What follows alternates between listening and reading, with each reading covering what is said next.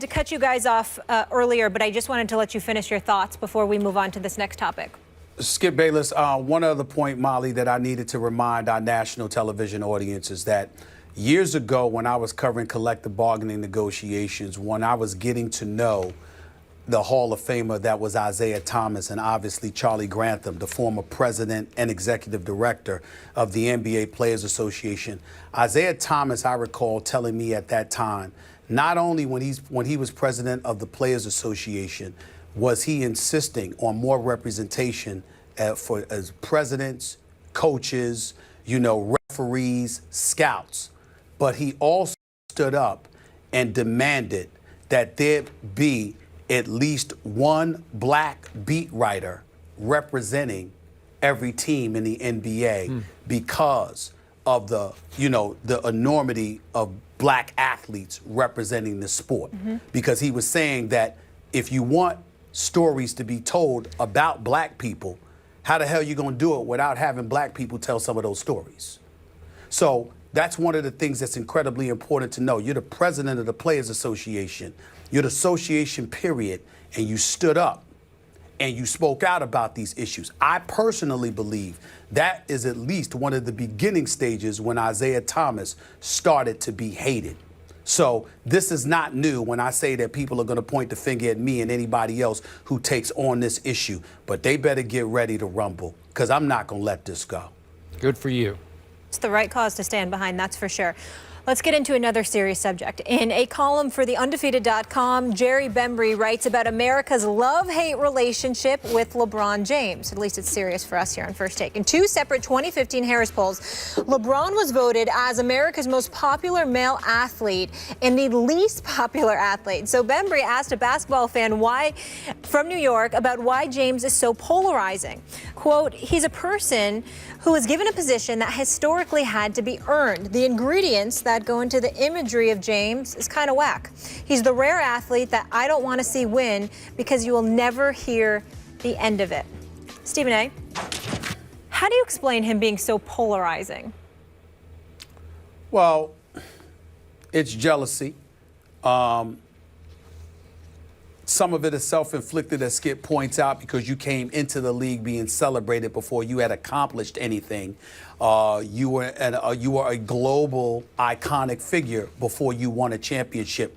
I think primarily some of the cynics, the criticism that comes in LeBron James' direction is due to the fact that people resent that he was celebrated prematurely and that he got it before he actually deserved it. My position is that, but it doesn't take away from the fact that he ultimately earned it and that he never cheats us, that he constantly goes out there and gives full effort. That's a very, very big thing with me.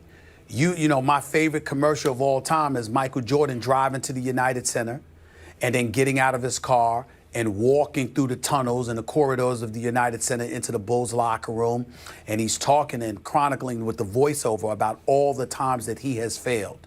And then the screen goes black and it says, "That is why I succeed." Kobe Bryant had a similar commercial along those lines as well, thanking the haters.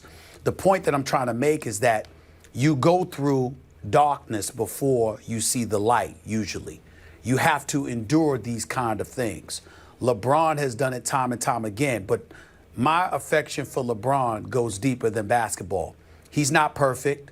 You know, sometimes he could be a little slick with himself. Sometimes he could be a bit aloof and putting folks off, at least certain folks or whatever the case may be. But he is the ultimate role model, the ultimate basketball ambassador. What he means to the game transcends on so many levels. LeBron is a global iconic figure. I have seen him have a profound impact on so many lives off the court by just his sheer presence, his willingness to converse with somebody, to make a kid feel better. I gave a speech at the University of Akron just a couple of months ago, where, he's got his scholarship program going on where thousands of kids are going to receive a free education through his foundation. The philanthropy, the charitable work that he engages in, the way he gives of his time, his money, his effort, the things that he pays attention to is something special, man. And you know, when you look at it from that perspective, people that hate on him clearly don't know about that.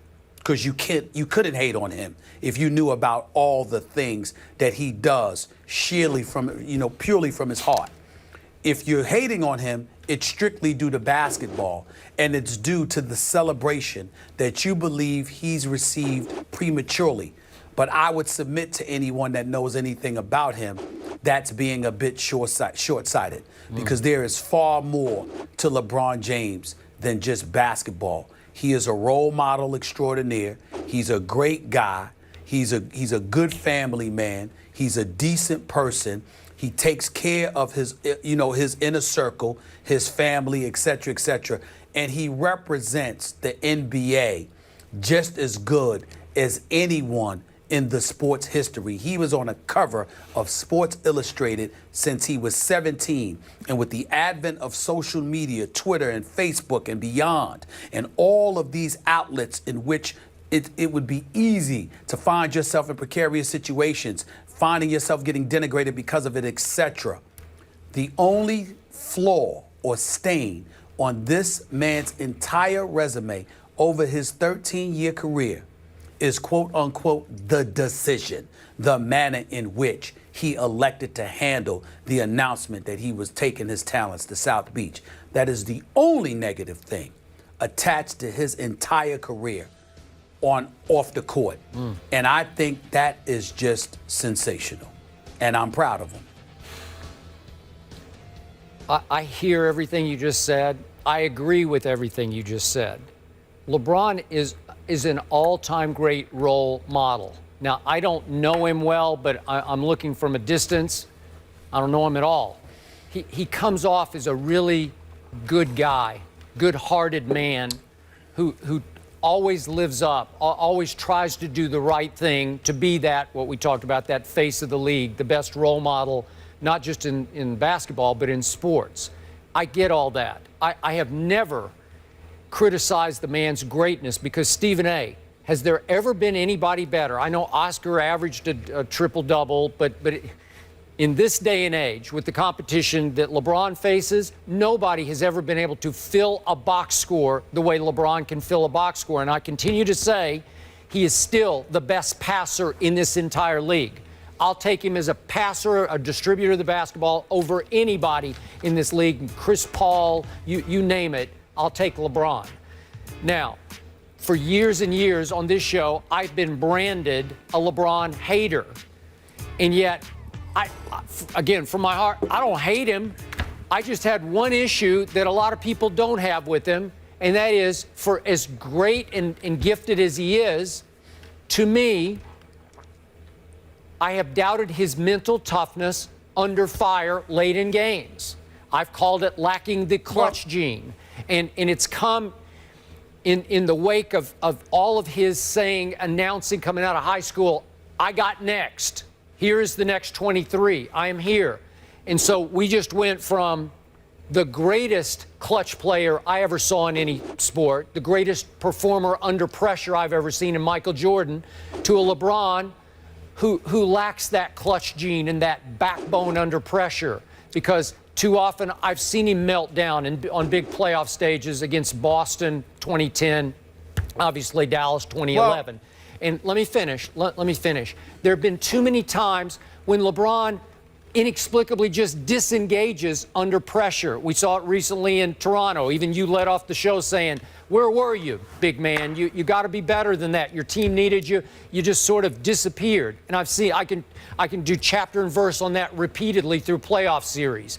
So my point is, I don't hate him. I just point out that he has routinely failed in those situations, but that's different. So here's what I boil this down to, this whole love-hate thing. I think a lot of it has to do with how much you loved Michael Jordan to start with. Like, I love Michael Jordan, so maybe I'm harder on LeBron than I should be. Maybe I am unfair with my criticism, because a lot of the younger viewers of our show who don't love Michael Jordan, they want to love LeBron, like he's their guy. So they fight for LeBron. I think they get a little delusional in their defense of LeBron.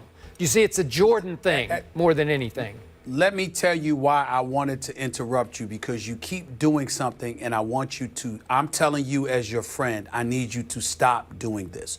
Yes, you are a contrarian. Yes, you do take I'm a not a different contrarian. position. I disagree with that. No, I'm sorry. I'm getting to a bigger point. Okay, all right. What I'm saying to you is that you constantly get criticized for hating on LeBron.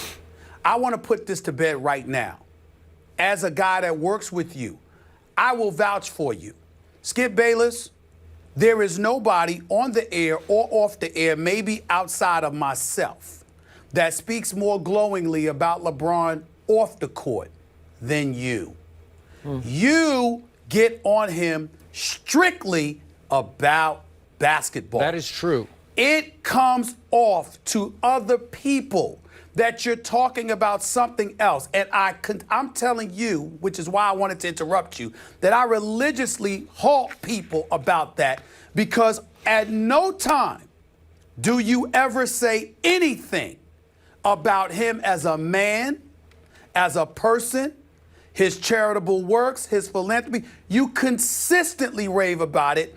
You just have an issue with him when it comes to what you perceive as the comparisons to Michael Jordan. That is it. So you don't need to defend yourself with all of this other stuff. The hell with those people. They're just looking for a reason to hate on you because you don't feel the way that they feel. You're entitled to it, but I'm going to validate it by telling you you don't say that. You never have. I appreciate that. Enough. Okay. Let's go. I got it. But I do think this all boils down to how much you love Jordan will be how much you hate Definitely LeBron, interesting, you know? and then maybe Curry's going to get into that conversation eventually. But we want our First Take fam to weigh in here on Twitter. Go to our First Take page, vote yes or no. Are you a fan of LeBron or not? We'll share those results in a little bit. Meanwhile, when we come back, we're going to play a little game of what if. So we all know Kobe Bryant has 5 rings, but what if we swapped LeBron for Kobe in his prime on this year's Cavs team? Would they be running away with the title? That's next.